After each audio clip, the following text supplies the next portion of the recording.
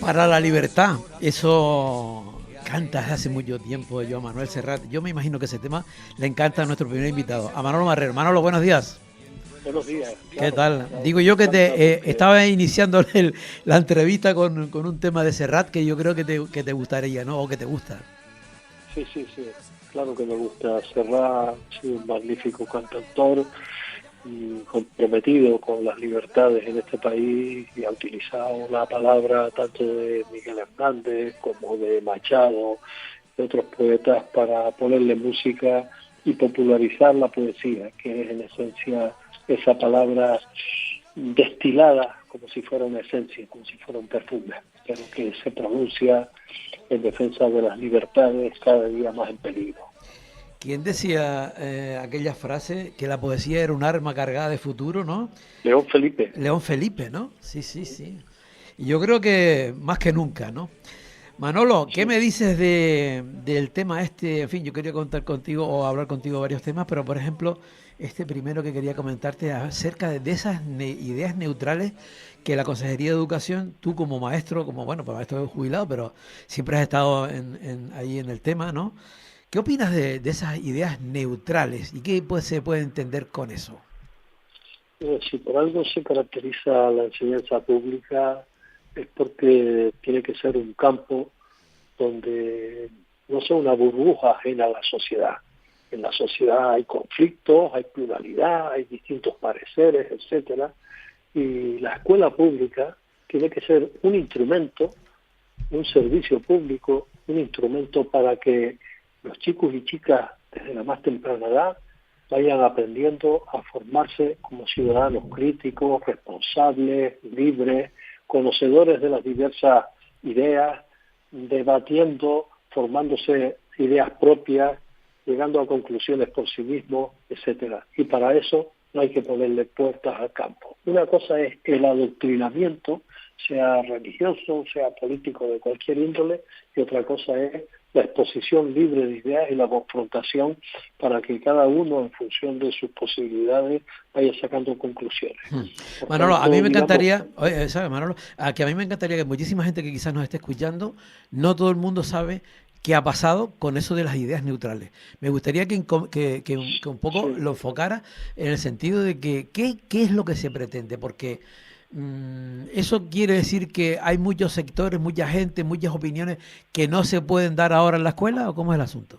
bueno, la cuestión es la siguiente, el contexto es este. Cada año, desde que la Consejería de Educación asumió las responsabilidades en materia educativa, allí por principios de los 80, pues había una normativa de principio del curso, la circular llamada de principio del curso, que después se convirtió en las normas de organización y funcionamiento de los centros, va cambiando los nombres, pero la idea era la misma, que era dotar a los centros de algunos criterios para iniciar el curso escolar.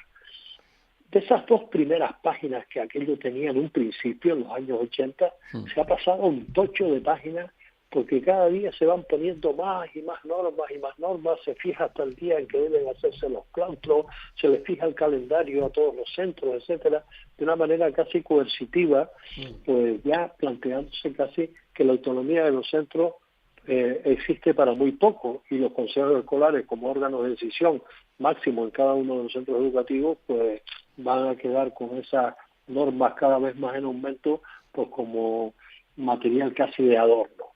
Entonces este año, hasta ahora no se había atrevido tanto la consejería a llegar tan lejos y este año ha introducido un elemento nuevo, curiosamente estando el PP gobernando, que es prohibiendo actividades impulsadas por colectivos, y entre comillas lo que digo a continuación, caracterizados por una determinada opción ideológica que no sea neutral.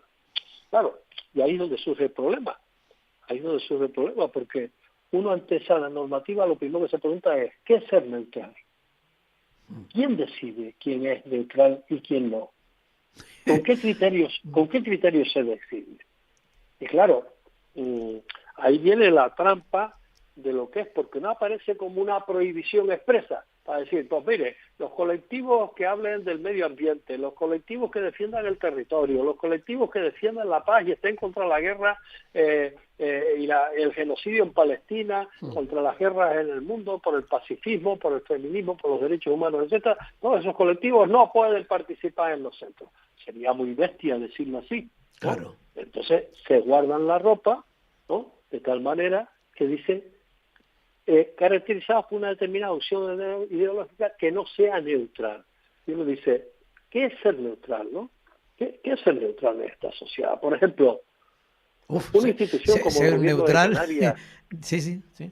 una institución como el Gobierno de Canarias, que tiene Consejería de Educación, de Sanidad, de Servicios Sociales, por decir tres, derechos fundamentales de los ciudadanos. ¿Es ser neutral tener una consejería que defienda el interés de la mayoría y no defienda los intereses de las minorías? No es neutral, se ha tomado partido, es decir, que ni las propias instituciones en su misma esencia como tales, cuando por ejemplo votamos a los diputados y diputadas canarias, a nuestros concejales en los ayuntamientos, a los consejeros en el cabildo, diputados a nivel de Estado, cada uno lleva sus opciones políticas y las defiende, pero las defiende desde un punto de vista de neutralidad, no, toman partido, algunos toman partido porque lo privado debe primar sobre lo público, otros toman partido porque lo público tiene que prevalecer y garantizarse los derechos de la mayoría social, es decir, las instituciones que nos representan, por esencia, por definición, no pueden ser neutrales. Otra cosa es la neutralidad ante determinadas creencias, etcétera, y el posicionamiento, que ahí sí se le debería exigir neutralidad al gobierno del Estado y a las instituciones del Estado, en un Estado confesional cuando de religiones hablamos. Pero ese es otro tema, no me quiero salir de este. Entonces, hay que, de alguna forma, tener garantías de imparcialidad. Eso sí hay que tenerlo, pero nosotros decimos, toda nuestra sociedad y todas las instituciones están impregnadas en valores. Por tanto, cuando se limita la participación social, se restringe el debate público, eso es una forma de censura. Pero claro, es una censura preventiva, por si acaso. Y uno dice, ¿y quién la aplica?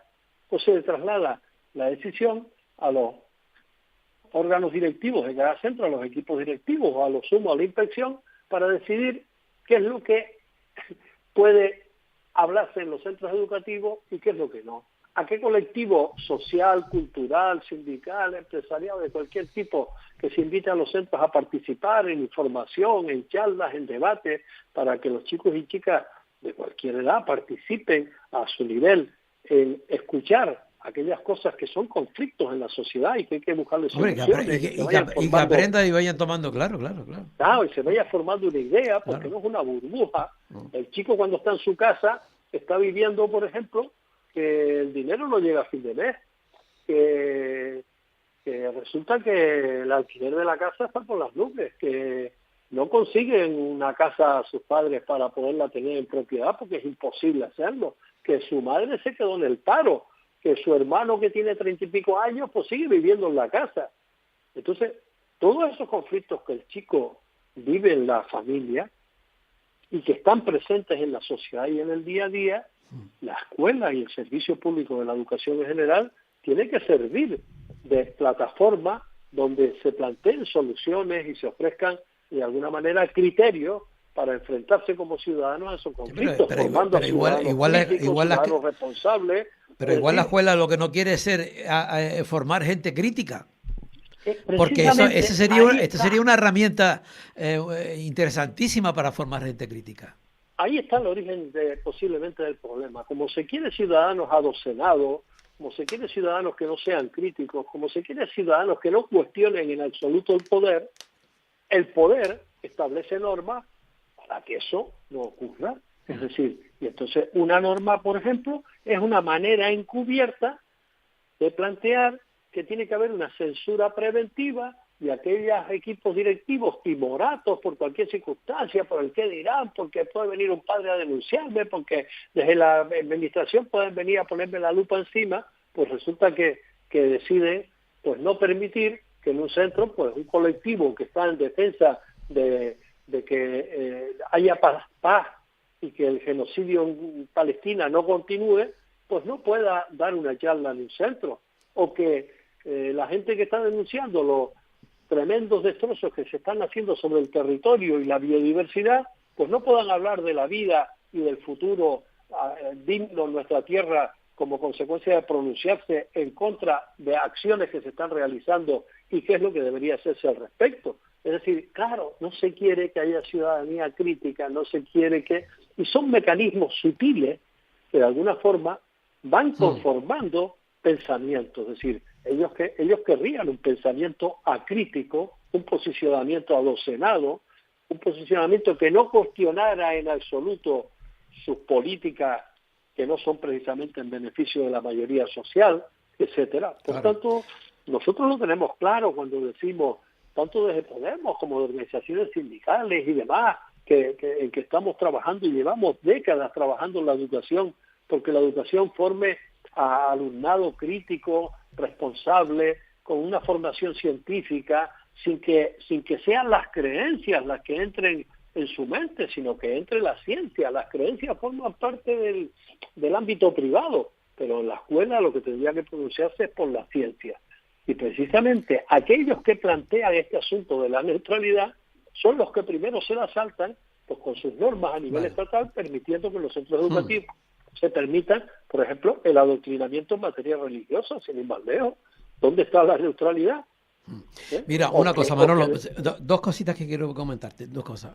Es decir, por ejemplo, un tema que se fuese a debatir o que se fuera a hablar, puede que se pueda desarrollar tranquilamente en un centro, sí, y en otro no, dependiendo digamos, del equipo directivo que funcione en ese centro. Y por otro lado, también quiero preguntarte, porque, por ejemplo, se han dado casos de dirigentes cercanos al no emigratorio y tal, que habían estado dando charlas en los centros de aquí, concretamente de Tenerife, ¿no?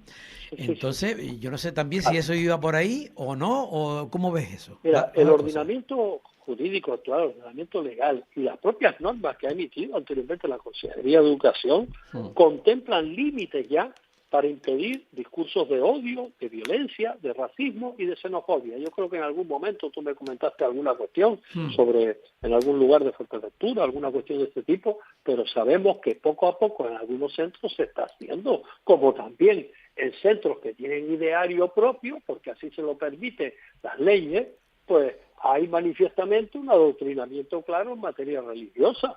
Claro, y ha habido segregaciones durante décadas. Con la ley de la LOCE de Aznar, hubo incluso colegios que se segregaban en función del sexo, es decir, del género. Es decir, había colegios para chicos, había colegios para chicas, como volviendo a la etapa del franquismo, ¿no? Donde precisamente la coeducación, la convivencia entre todos los chicos y chicas es un instrumento de riqueza precisamente ciudadana. Por eso uno dice, claro que ha habido y hay mecanismos legales para eso. Esta norma que han planteado ahí no favorece esto, simplemente lo que hace es una autocensura previa. Y tú dices, claro, habrá centros en los que se pueda dar y centros en los que no. Lógicamente, ¿sabes por qué? Porque mira, se les está trasladando una responsabilidad a los equipos directivos. Y los equipos directivos, pues, deberían representar a la comunidad educativa, que tendría que tener la autonomía suficiente para decidir sobre qué se hace en ese centro. Pero, como en muchos casos resulta que también los equipos directivos o algunas de la gente que está en las direcciones se representan o se sienten representantes exclusivamente de la administración, pues resulta que por temor a que sus puestos se pongan en peligro o lo que sea, o porque los ponen en el brete de tener que tomar una decisión un tanto absurda, ¿no? Que ellos se convierten en jueces y parte del asunto de decir que es neutral, que no es neutral y todo este tipo de cuestiones, pues le están trasladando una responsabilidad a esos equipos educativos que no la tienen por qué tener. Es decir, yo es que mantengo el recuerdo, y el otro día, hablando con unos amigos, lo citaba, de una ocasión que teníamos una huelga en la enseñanza por motivo de la homologación del profesorado, etcétera, y había una pancarta puesta en las paredes del centro, por fuera, una pancarta que colocamos a alguna gente porque había una asamblea y porque estábamos en lucha y demás.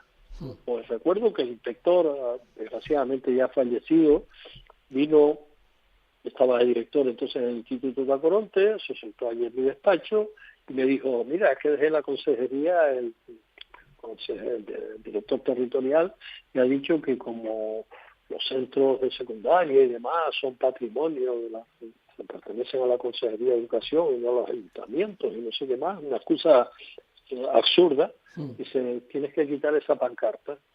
Yo abrí la gaveta de la mesa, saqué una tijera y se la di al director. Digo, si quieres, la quitas tú, pero yo no la voy a quitar. Lógicamente, aquella pancarta continuó. Yo sé que, bueno, yo en este caso, pues mira, me daba lo mismo que me abriera una expedición. Te parecía con la historia de... Oíste, te parecía con la historia de Guzmán el Bueno cuando le dio el cuchillo y dice, hey, mátalo tú, ¿viste? Bueno, en este caso yo no iba de él. Ya. Pero sí confronté. Tampoco es un ejemplo que se debiera generalizar o no, porque yo creo que a las direcciones de los centros no habrían que ponerlas en el entredicho de tener que tomar decisiones. Mira, Manolo, de estas características. Mira, Manolo, es que el tiempo vuela. Quiero que me resumas en minuto y medio nomás el tema de que si estamos dando un ejemplo como estado confesional. ¿Qué opinas de todo lo que estamos viendo? Y lo que nos falta por ver nosotros aquí. Bueno, yo creo que no estamos dando un ejemplo de ser un estado confesional, desgraciadamente, ¿no? Es decir, sin ir más lejos. Estos días hemos visto por primera vez después de 7 visitas anteriores, esta es la 8ª visita de un papa a este país en los últimos tiempos, en que un papa se le recibe en el Congreso de los Diputados para echar un discurso sermón, que tuvo más de sermón que de discurso político, que es lo que se requiere en el Congreso de los Diputados, se supone, pero por ser quien es, jefe de la Iglesia Católica, pues muy bien, bienvenido sea a este país para que los católicos y los creyentes y todas aquellas personas que quieran plantear, apoyarlo, visitarlo, vitorearlo, lo que sea, pues esté muy bien. Ahora, que se le reciba en la sede de la palabra en el Congreso de los Diputados, donde están elegidos democráticamente por aquellas personas que son creyentes, por aquellas personas que son agnósticas, por aquellas personas que son ateas, por aquellas personas que les da lo mismo una cosa que la otra. Pero, ¿por qué se le tiene que recibir con esas características para que encima, en la sede del Congreso de los Diputados, defienda aspectos que van contra las leyes de este país, como por ejemplo el aborto, el derecho al aborto, el derecho a la muerte digna, a la eutanasia, el matrimonio igualitario, cuestiones del feminismo? Pero sin embargo, cuando está allí reclamando determinadas cuestiones que tienen que ver con la moral católica y que sus fieles, pues bueno, que sean, pues resulta que también defiende el sigilo profesional, el secreto confesional, el secreto de la confesión, que está por encima de las leyes de este país. Es decir, curioso que un cura no tenga que responder ante las leyes si ha recibido una información, porque resulta que se considera secreto profesional, secreto de confesión. Ese es un poder tremendo que tiene la Iglesia para controlar conciencia y a su vez no tener que responder ante las leyes. Y son anomalías, son auténticas anomalías que había que superar en un país avanzado como el nuestro. En la parte positiva, más el tema migratorio, Manolo, ya para finalizar. No. Yo hago referencia, claro, sí, yo entiendo que en general se quiere valorar fundamentalmente la parte positiva, ¿sí? La ministra de Trabajo hablaba de que es una personalidad que se ha pronunciado por el trabajo decente. Actualmente viene a Canarias para hablar de la cuestión de la inmigración.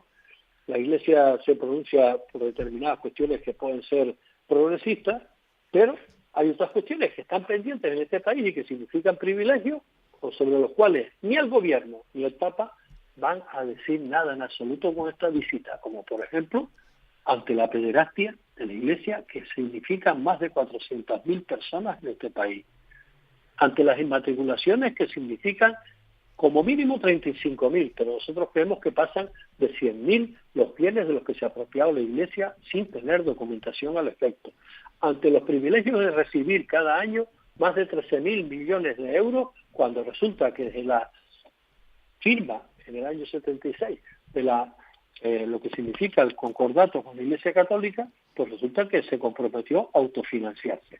hay que hablar de todo, de los pros y de los contras. Claro, claro. Que no le quito Manolo, valor ya no tengo más tiempo. a la visita del Papa, me pero quedo con... también hay que ser coherente. Claro, digo que ya no tengo más tiempo. Me quedo con ese dato, 400.000 víctimas, 400.000 dijiste, de víctimas Dichas por el de defensor abuso. del pueblo, ¿eh? ¿Eh? El defensor del pueblo. El defensor del pueblo. 400.000 víctimas en este país. Manolo, un saludo. Gracias por haber estado con nosotros en el Rompeola. Nada, Otro un día fuerte seguimos. abrazo, amigo. Chao. Salud. Adiós. Chao. Estás escuchando El Rompeolas con Javier Rodríguez.